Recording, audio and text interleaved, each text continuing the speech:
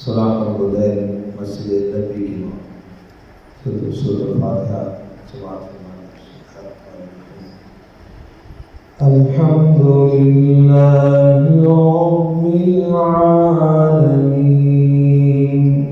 الرحمن الرحيم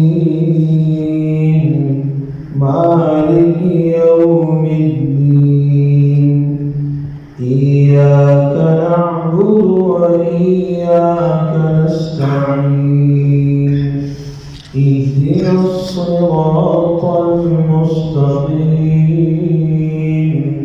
صراط الذين أنعمت عليهم غير المغضوب عليهم ولا